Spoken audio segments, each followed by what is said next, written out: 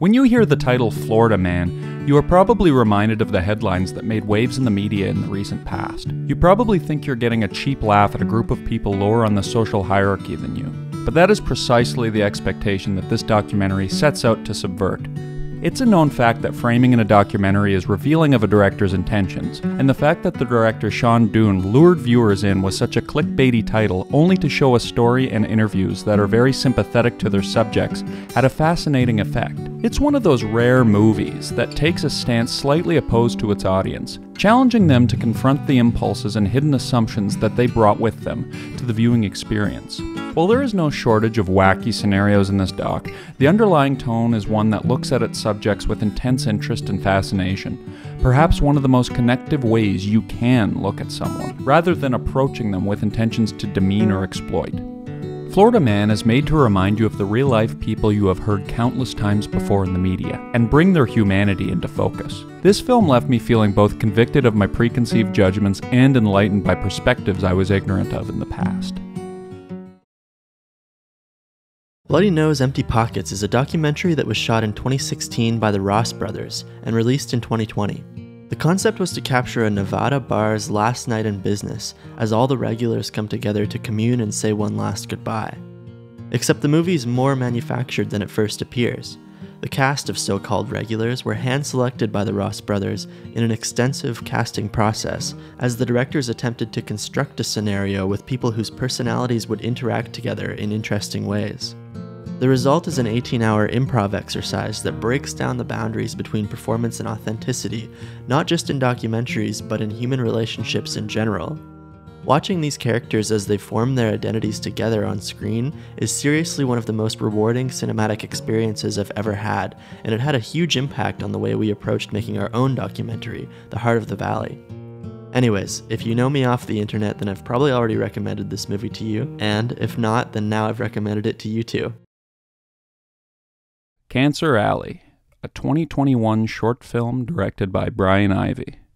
This film is a collaboration between Cypher Studios, Unanimous Media, and Arbella Studios. Man of Sorrows. It started with his freshman documentary, The Dropbox, in 2015, which shone a spotlight on the selfless love of a church devoted to rescuing abandoned infants in South Korea. Then, in his unflinching portrayal of the racially motivated Charleston church shootings of 2015 in his sophomore film, Emmanuel, and the resulting forgiveness many in the congregation gave to the shooter. Brian Ivey has consistently revealed his aim as a filmmaker, a person after the aches of the world and the bandages that remedy. Brian is unafraid to show Jesus in his films. The motivations of Pastor Lee and the members of Emmanuel Church are evidence of this. They are seen as beacons of light in times of sorrow. Brian traditionally and effectively uses this light, but what about when the light is not enough? Cancer Alley is the film that demands something more. This is not a film that conveniently fits into a beautiful and inspirational storytelling arc. There is more at play here. The opening of the film explains a stark reality in the form of opening titles. There is an industrial plot of land along the Mississippi River that is home to numerous petrochemical plants. It is known to the locals as Cancer Alley, as toxic fumes infect the air to the residents who live there. Unsurprisingly, these residents are also traditionally the marginalized groups in America. Health problems such as cancer disproportionately affect neighborhoods within close proximity to industrial, dump, or development land. Typically low-income communities, which is often populated with majority of historically marginalized people. Cancer Alley is the first time Brian Ivey dips his toes into the systemic underpinnings that are responsible for this pain. This is a systemic issue that requires more than one man, more than one church.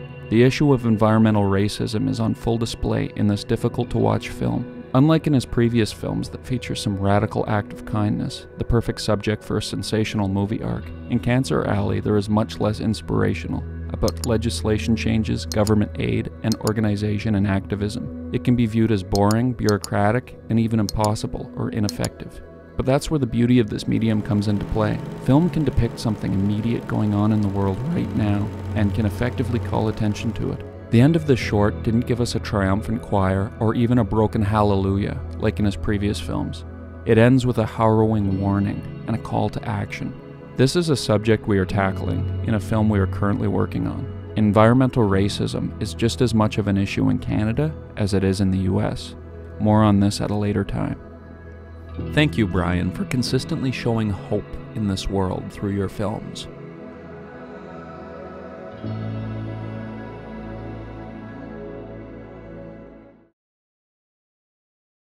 In the opening scenes of The Forbidden Reel, some members of the Afghan Film Archive talk about a time when the Taliban announced that they were coming to burn all of the films in their collection. The archive members ingeniously built a false wall to hide their films in, and throughout the rest of the doc we get interviews with them and various Afghan film directors weaved with footage that came so close to being lost to history. Director Ariel Nazar weaves a loose narrative held together by film itself. Because of the way he juxtaposes elements of the story, the foundational questions of his movie are ever present. What does it mean for a group of people to tell their own stories, and what lengths will they go to do so? If I'm being honest, I knew embarrassingly little about Afghanistan at the time that I watched this, and what I did know was told to me by American news corporations. This doc showed me the important place that artists occupy in the world as storytellers, and made me grateful to have spent some time with them.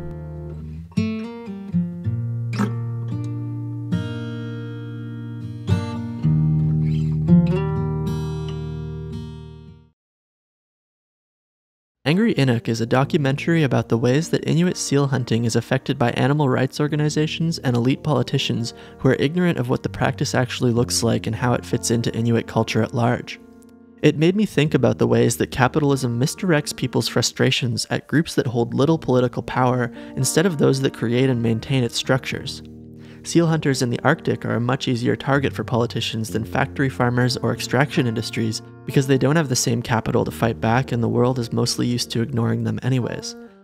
This movie is visually stunning, and the editing and storytelling are absolutely masterful. I was amazed at the way that the director and host Elytra Collective used the topic of seal hunting to describe the more general way that Inuit are structurally left out of global conversations that deeply affect them. The information in this doc is highly accessible and emotional, even to someone that's never seen a seal in their life. A little mind blown when I heard the whole story behind it. Dude, amazing story. Sriracha tells the inspirational story of how one confident entrepreneur from Vietnam went from rags to riches through a humble culinary invention, the worldwide phenomenon known as Sriracha. This documentary reveals inventor David Tran's humble beginnings and how he was able to amass an enormous following of dedicated fans who not only love his hot sauce, but how it became an international icon in the spice world. This underdog story couldn't have been more fitting material for the man behind the camera. The director of Sriracha is filmmaking legend Griffin Hammond, who some may know from popular DIY filmmaking shows such as Indie Mogul or Hey Indie Filmmakers. Part of the joy of a Griffin Hammond film is his commitment to producing comprehensive and accessible behind-the-scenes content for his audience to learn and grow in their passion. His community mostly consists of emerging filmmakers. Sriracha's behind the scenes are as interesting as the film itself, as Griffin records the process of producing a film every step of the way, from the inception of the idea to the writing to the technicalities of shooting. Slowly, a gradual image begins to form as he demystifies the filmmaking language in easy-to-understand, bite-sized chunks. Over the years, I've been immensely inspired by Griffin and his devotion to his audience, having even responded to me countless times over the years with my various questions. Most recently in his podcast, Hey Indie Filmmakers, with Nick Bodmer. Our final question is from Josh. It's actually a two-part question, so we'll take this one at a time. Sriracha was a documentary determined to be made in spite of budgetary constraints. Shot entirely on affordable equipment, Griffin is consistently proving you don't need access to a fat bank account to tell a compelling story. The medium offers so much to creatives who believe they are limited by their finances. Even us, here at Elytra Collective, took his advice and made our first feature documentary, The Heart of the Valley, in 2021. At a 70-minute runtime, we are proud of what we were able to achieve with such a small financial supply. It's currently running in the festival circuit, but expect more news about this soon. There are many reasons to watch and support a film like Sriracha. For the foodies, it's an indulgent cinematic experience that features many mouth-watering scenes of how this popular condiment is made. For the average film watcher, there is a compelling rags-to-riches story of the man behind the sauce. And for indie filmmakers, it's proof that there really is no limit to how your story can be told. Thank you, Griffin, for consistently defying the odds and raising the bar for the indie filmmaking community. The medium of film, as a whole, is better for it. Island Cowboy, a 2021 feature documentary directed by Raph Sandler, highlights the efforts of beekeepers in Prince Edward Island and the unglamorous trials and tribulations they face daily. Beyond the natural dispositions you might expect, such as the inherent challenge of working with bees every day, they also fight the looming legal pressures that threaten their very business. Beauty is often found in the overlooked and the undervalued, neglected and mundane works of our lives. In quiet resides the holy. Shot in admiration of the works of these individuals, there are many stunning meditative scenes of beekeepers at work. The honey pouring scene is one to indulge in. I'm grateful of Stan Sandler and his team, and I hope for a healthy future for his business following his retirement. Thank you, Raph, for directing Island Cowboy. It was a movie week like no other. I was fresh off of watching the picture My Winnipeg by Guy Matten from 2009. I was sitting in my favorite diner, having my daily cigar and breakfast. As I stared into my blank notebook, I thought about the nature of truth, and how what's happening in a given situation is often less significant than how it feels. What kinds of fictions am I living in? What are the stories I tell myself? What patterns am I caught in? And is there any escape from all this? My head was swimming, but I guess a psychosexual, surrealist crime drama, thriller, neo-noir documentary will do that to you.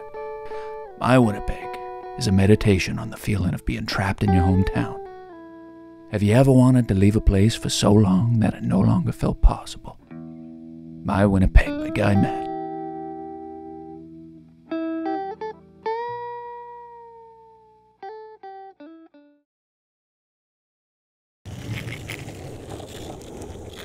There's a special kind of documentary that develops its story in real time, responding to cues and threads that the world presents to it. It takes a lot of patience and openness to the medium from the filmmaker, and it's something that seems to happen very rarely in a filmmaker's career. Minding the Gap by Bing Liu is exactly that, a story that unfolds organically before the viewer's and the director's eyes at the same time. I have a theory that this is a phenomenon that's only possible in the documentary genre, due to its ability to merge behind-the-scenes production elements with the content of the movie, or even render it futile to try and distinguish between the two. Beginning as an earnest documentary about Bing's friend group as they grapple with coming of age and bond over their central love of skateboarding, it isn't long before some very real and darker themes make their way into this doc, and Bing doesn't shy away. The story becomes a deeply personal exploration of domestic abuse from various perspectives, and represents one of the most honest and cathartic works of art I've seen in a long time.